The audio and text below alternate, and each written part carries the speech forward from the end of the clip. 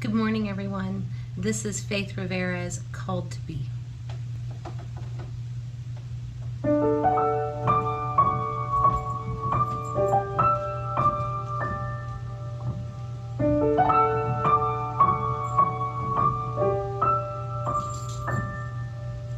I am called to be a healer for all humanity.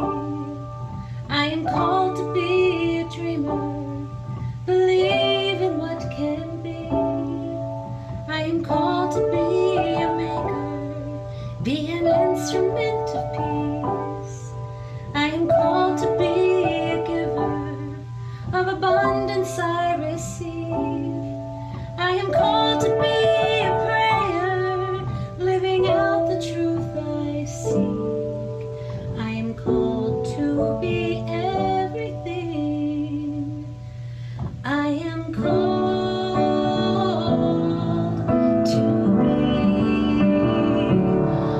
to be the glory here on earth, so all might see all the love and all the beauty that shines in you and me.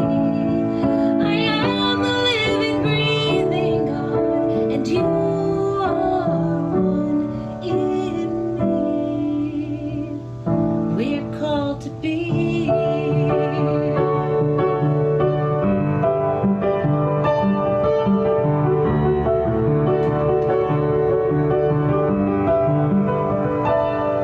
You are called to be a sibling, to nurture family.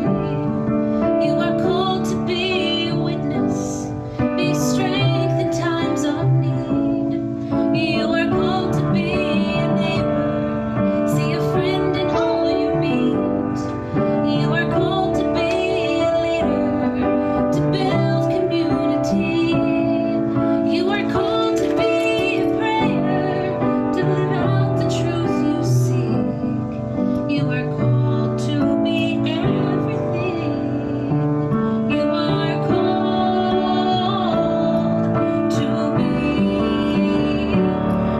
to be the glory here on earth, so all might see all the love and all the beauty that shines in you and me.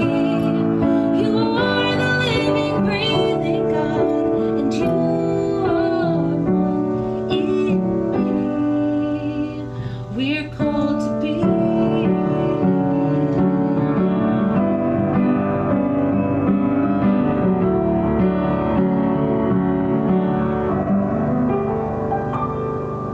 We are called to be kindness, set the broken-hearted free.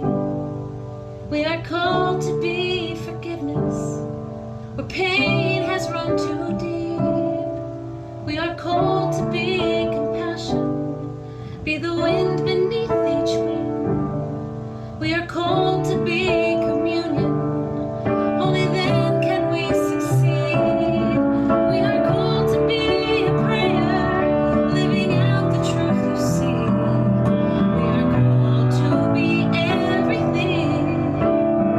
We are called to be everything. We are called to be everything. We are called to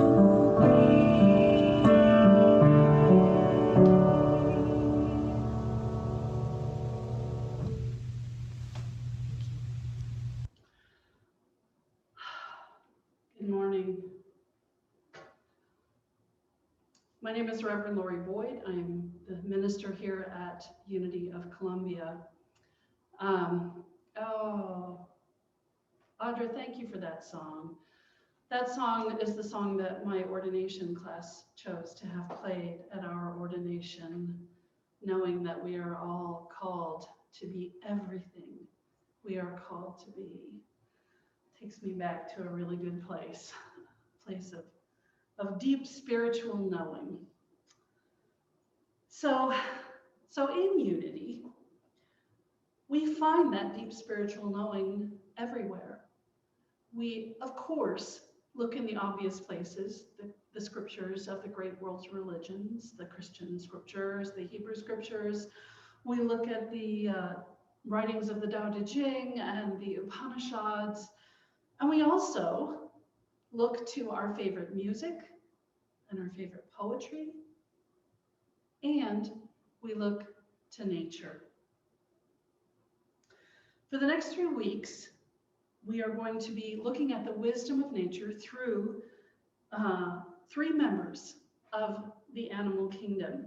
I've done actually many of these wisdom from nature series, and I've covered animals such as the bluebird and the fox and the alligator and the bat and the woodpecker and so on. This year, we're going to be looking at wisdom from a sea turtle, wisdom from an elephant, and today's theme, wisdom from a penguin. Penguins are a group of aquatic flightless birds belonging to the order, I have to read this, Spheniciformes. All right, that's my Latin for the day. All penguins are countershaded for camouflage. Countershaded, that means they're black on the back and they're white on the front. And this means that when they're swimming in the ocean, predators looking up from below, like orcas and leopard seals, as we saw in our movie last night, have more trouble seeing them, distinguishing them from the reflective surface of the water. And as they're near the surface, bird predators, because their backs are black, bird predators have difficulties seeing them and distinguishing them in the midst of the dark sea. Most penguins feed on krill, fish, squid, and other forms of sea life that they catch while swimming in the ocean. They feed exclusively at sea. Penguins come in a wide range of sizes. I was surprised to find that the largest penguin species, which is the emperor penguin, stands on average, the adult emperor penguin stands 3 foot 7 inches tall, which is about this tall. I don't know if you can see that. That's huge, and they weigh about 77 pounds on average.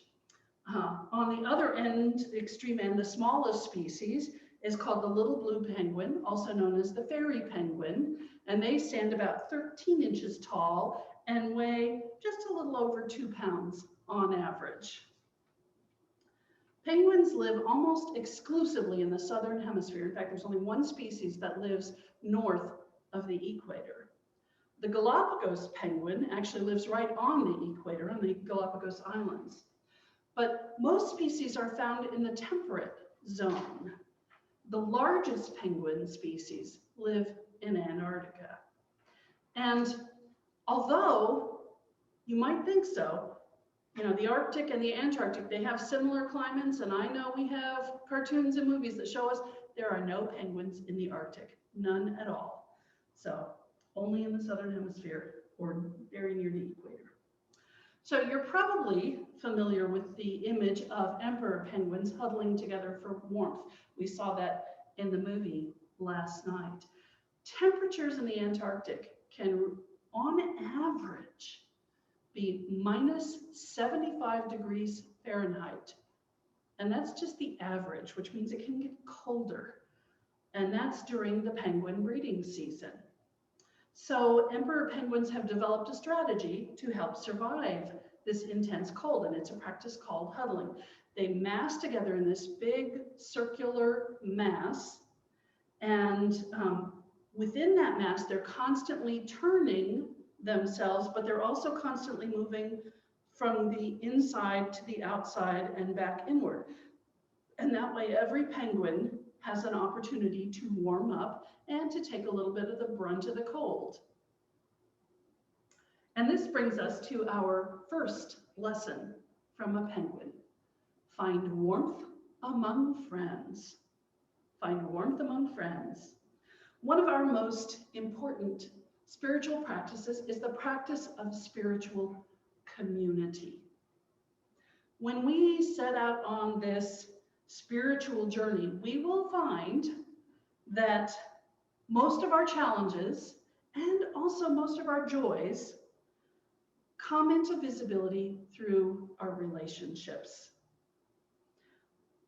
Our relationships with family, with friends, with coworkers, and the relationships that we form in our spiritual family. Our relationships are the playing fields where we get to practice and integrate the spiritual lessons that we're learning. And when we look to the world's great spiritual leaders, we see that they all formed spiritual communities. They formed intentional communities around themselves. For example, when Jesus started his ministry, he very purposely created a spiritual community to give him the assistance and support that he needed to complete his mission. We know them as his disciples, the men and the women who formed his support circle. In her book, Do Greater Things, Reverend Felicia Circe Blanco wrote, that combined community became the source of some of his greatest joys, along with some of his deepest pain. The members of his tribe shared his growth each step along the way. And isn't that what we're doing right here at Unity of Columbia? This is our spiritual community. And as with any spiritual community, as with any spiritual practice, the practice of community calls us to stretch ourselves in ways that maybe feel a little uncomfortable, maybe ask us to confront some of our fears, asking us to take risks. When we engage in spiritual community, we allow ourselves to be vulnerable with each other. We work on our own growth in plain view of each other, trusting that we are in the midst of unconditional love. And we accept the responsibility of being worthy of that trust in return. We know that sometimes we and others will make mistakes, will be less skillful than we would have preferred, and we make room for that in our hearts. Through our practice of spiritual community, then, we find warmth among friends. Penguins are superbly adapted to life in the water, and yet they spend roughly half of their life on land. One interesting fact I learned was that a group of penguins on land is called a waddle. But when that same group goes into the water, they're called a raft. In water, penguins are astonishingly agile. Their wings have evolved to become flippers, and penguin swimming looks very much like birds flying in the air. On land, however, penguins tend to be awkward. They stand upright using their tails and their wings to balance themselves. And they move basically in three ways. They waddle on their feet, they can jump with both feet together, and they slide on their bellies across the snow using their feet to steer and to propel. This is called tobogganing. And in spite of this awkwardness, I know it's hard to believe, but emperor penguins regularly waddle, jump, and slide distances of over 60 miles to reach from the seashore to their inland breeding colonies. 60 miles. So this brings us to our next lesson from a penguin. Go the extra mile. Go the extra mile. During our human journey, one of the things we are called to do is to build our capacity for strength and for tenacity, to build our ability to hold to our spiritual vision and our spiritual truth. This strength and tenacity allows us to stay on the spiritual path even in the midst of the stuff that happens during our human journey. We do this, we build this strength and tenacity through our spiritual practices, through spiritual community, through meditation, prayer, journaling, discussing, and maybe through tap dancing, like Mumble did in Happy Feet. He was a great example of someone who built his capacity over time to be tenacious and to use the tools that he had to express his own heart song, which wasn't a vocal song, it was a song that he made with his feet. So as we practice going the extra mile, we strengthen our ability to hold on to our spiritual vision and the truth, the highest truth of our being in the face of challenging circumstances. In contrast with general thinking, penguins often get too hot. Remember, only a few species live down in the Antarctic. Most of them live in the temperate zone or even up near the equator. So you can see these penguins spreading their wings to increase their body surface. Some species have developed the ability to pump blood through their wings in order to cool it off. And this is almost the only part of their body that isn't covered with feathers. So it allows them to better lose excess heat. And when they do this, the skin on the underside of their flippers actually turns pink. When this still isn't enough, they will pant like a dog and lose heat through a moist mucous membrane in their mouth in much the same way that dogs do.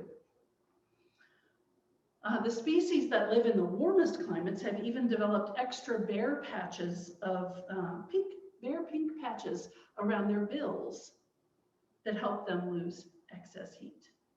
So this brings us to our next lesson from a penguin, which is keep your cool. Keep your cool. Sometimes when we find ourselves being triggered by the unskillful actions of some person or by some circumstance, our first response can be anger or panic or a combination of the two. And the stupid thing is we all know this doesn't work. This doesn't help. It doesn't solve the problem. It just heats things up. And yet, first reaction. Science has shown, though, that when we have strong emotions like this, that they trigger a chemical response in the brain, which takes about 90 seconds to clear our systems. 90 seconds. Unless we keep re-triggering it by our internal talk. If we keep ruminating on what has triggered us, we just keep re-triggering that emotion and that flood of brain chemistry. So we engage in spiritual practices then that help us to create a little space between the things that trigger us and our external response. A space where that flood of chemistry can dissipate. Things like count to 10, only maybe we should count to 90. Things like, remember the practice PBS? Pause, breathe, and smile. Pause, breathe, smile actually creates a countering chemical reaction in our brains, a reaction that is measurable. We can turn within and connect to that divine peace and love and wisdom within us. We can say to ourselves, let go and let God. This space allows the heat to dissipate. And then instead of reacting, we can respond thoughtfully and from our highest self. So we learn to keep our cool. Penguins as I've said, are birds that fly through the water the way other birds fly through the air. And like all birds, care of their feathers is an important part of their daily routine. And this brings us to our next lesson from a penguin, which is preen regularly. This lesson is all about self-care. It's all about taking the time and making the effort to give our mind, our body, our spirit what it needs to thrive.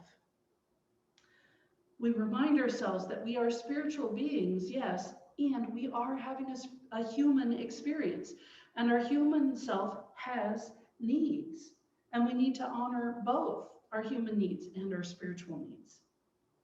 In order to make the most of our time here, in order to fulfill our spiritual purpose, it's vital that we practice good self-care. This has been up for me lately. I've shared with you in the e-newsletter that I'm making changes in my own life right now. And I think we all are in response to this COVID experience that we're going through, and so many other experiences. That's just one experience that's been layered on us right now. And so we're all called to step up our self-care a little bit these days. And as we care for our human needs, we are metaphorically preening the feathers that will support us as we fly to spiritual heights. So your homework assignment this week is to consider this advice from a penguin.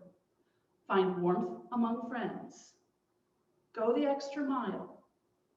Keep your cool, and preen regularly. And as you consider this advice, consider if there's one that particularly is resonating with you right now. It's like, oh, that's what I needed. And if so, take that one especially into your spiritual practice, into your meditation time and your journaling time. And so let's prepare now for a time of meditation. And I'll ask Charlie if you will play us some music to help us find that place.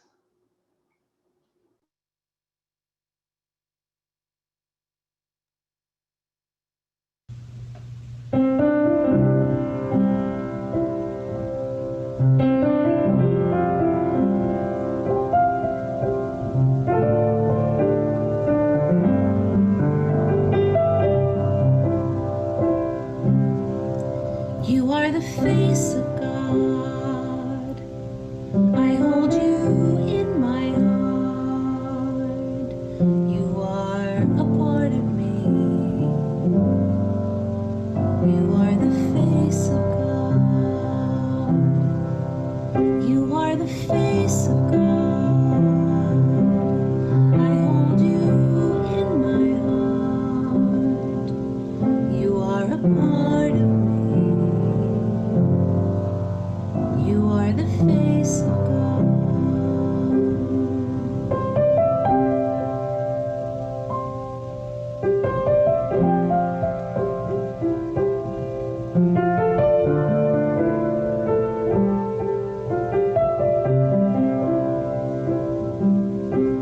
You are the face of God. I hold you in my heart. You are a part of me. You are the face of God.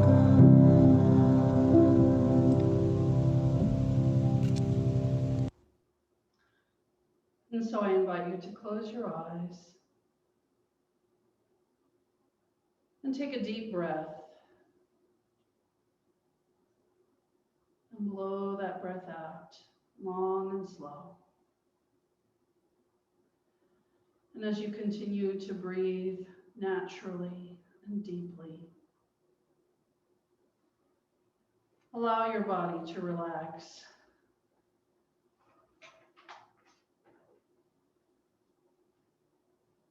Allow your thoughts to settle.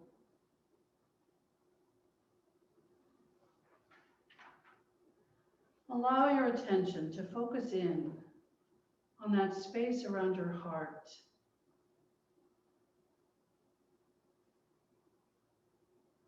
See if you can notice the physical beating of your heart.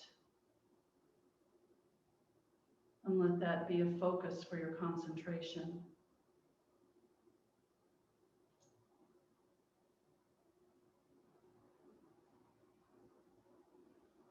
And now let your attention turn inward,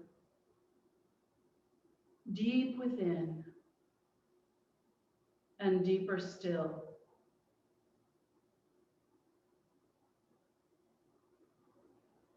To that place at the very center of your being, where there is only God.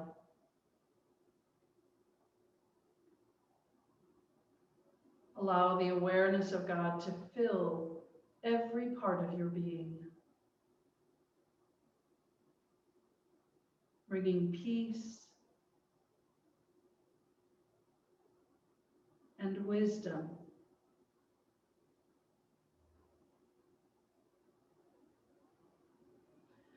And as we rest a few moments in the silence, consider the advice from a penguin. Find warmth among friends. Go the extra mile. Keep your cool. And preen regularly. And as you consider these pieces of advice, just notice the wisdom that rises up from your God self in the silence.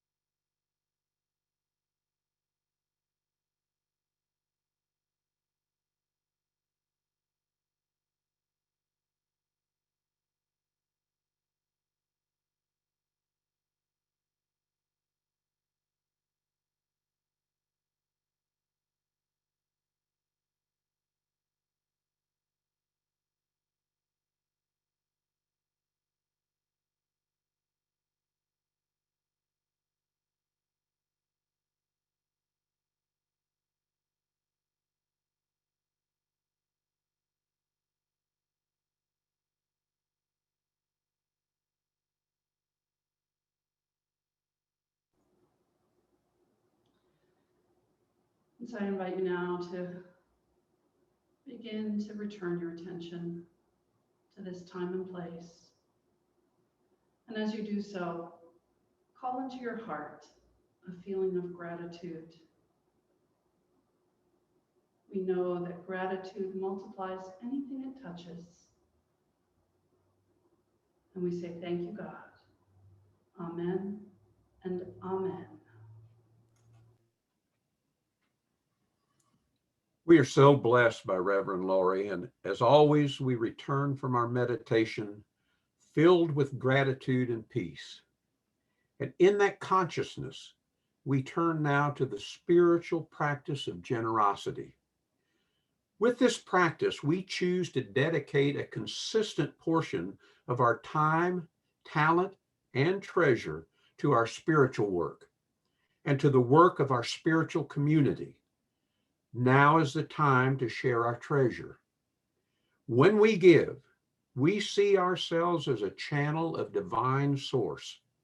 We give as a way of expressing our calling to be the presence of God in this world. We remind ourselves that any gift given from the heart has the power to transform lives. This week, our gifts support the mission of Unity of Columbia. If you want to give your gift during the service today, we are putting a link in the chat stream where you can donate online.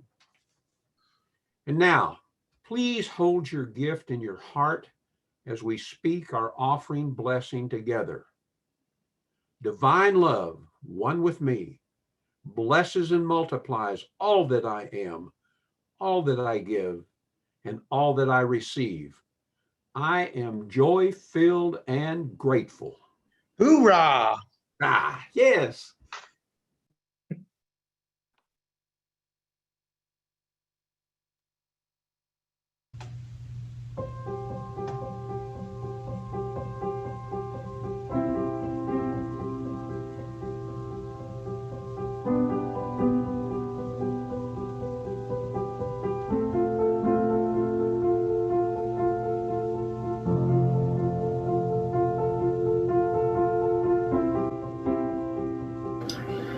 When I think of unity, one of the first things that comes to my mind is music, because music, I think, is a common thread throughout our services, throughout our congregation. It's something that really holds us together.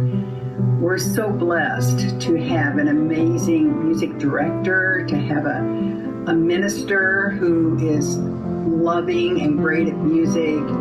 We have the singers and the ringers and the band, and we have soloists, and just an abundance of blessings. And this is one thing that has, well, that drew me to Unity in the first place, but that has really kept me there. With our Zoom services, I know we all miss singing the peace song together and the meditation hymns, but we will get through this pandemic. And yes, Virginia, there will be more Christmas concerts.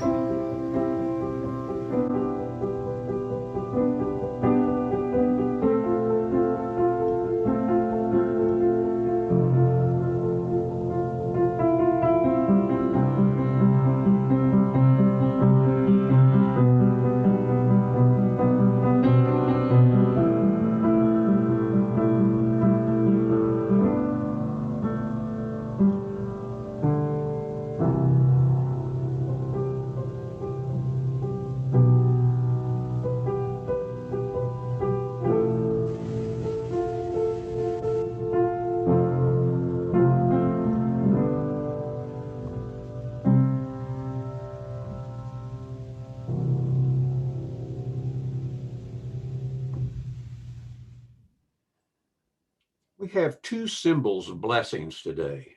First is the love offering given this morning. We bless these gifts and are grateful for this opportunity to make a difference in the lives of our spiritual family and our world. Second is the prayer box. In prayer, we affirm and encourage each other to expand our awareness that we are expressions of God, and our awareness grows. We receive an abundance of all that we need to fulfill our soul's purpose.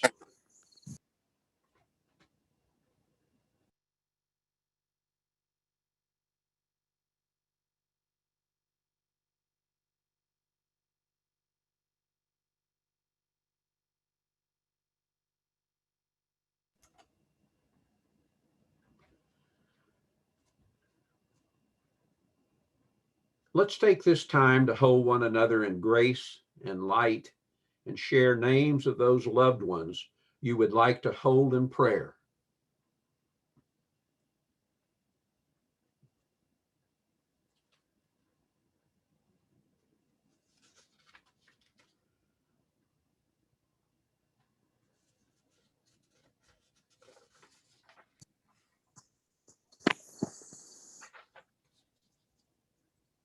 I'll read them here. Thank you, Bill, since I was muted for some reason. Greg Gleason and Sydney Franzen, Linda and Monica, Barbara and Larry. I'd like to hold Ron and Brenda Jones, Mr. Gwynn, Nick Miller, Dan, Eleanor, Pablo, and Jeff. Holding Angel.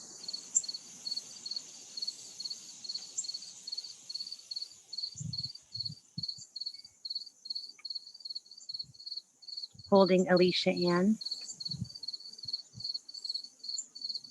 Holding our spirit groups and our leaders. Holding Carol and Dolores, Eunice and John.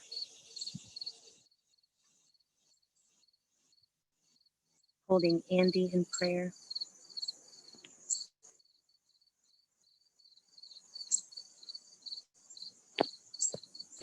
Holding each other in prayer as we huddle like penguins here on Zoom, keeping tight to the things that bring us warmth and light and comfort. Each one of us making sure that we are seen and heard and loved. Holding Eileen Drennan, Nancy Kirtley, Leonard, and all Native nations. You are the light of God. At Unity, we are about transforming lives. Each Sunday, we come together to experience God in connection. And Unity is more than a Sunday morning experience. We offer many activities throughout the week to expand our awareness of God and bring us closer together. Today, the Board of Trustees has called a special membership meeting immediately after the service. We are seeking approval for our voting members to proceed with the sanctuary roof repair. If you are a voting member, you should have received a letter giving more information. Please stay on this meeting to attend. On Sunday, September 13th, we are planning an outdoor Sunday at Unity. We will be meeting in the courtyard with the playground as an overflow area so we can maintain social distancing. Please bring your own lawn chairs and wear a mask. Have a beautiful, love-filled day and week.